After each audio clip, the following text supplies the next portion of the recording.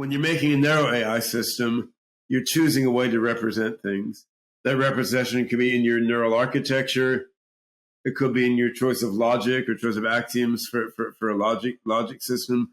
It could be in what data sets are you carefully piecing together to train an AI system.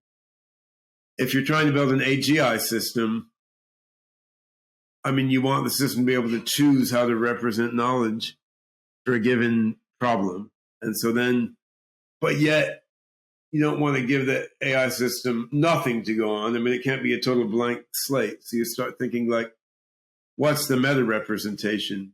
What's the representation that the AI system uses to represent different possible representations for a certain problem?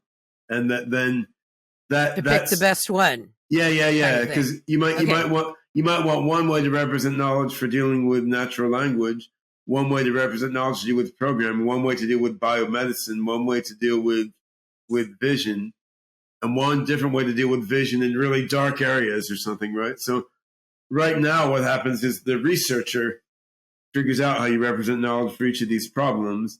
And then you have the system sort of do learning based on the representation the researcher set up in the AI system for that problem. And that's how narrow AI works.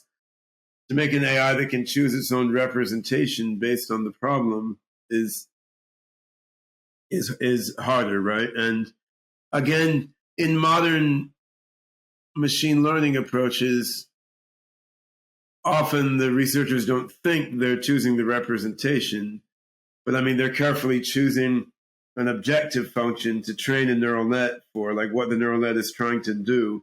And then they're carefully choosing what data to train it to to achieve its objective function. And that's in a way equivalent to choosing a representation. I mean, it's inducing a certain class of representations implicitly in the network. And for an AGI system, you don't have that, right? I mean, like a human brain has very broad high level goals and it has certain sensors, but in a sense, we're evolving our own goals as we go through our lives.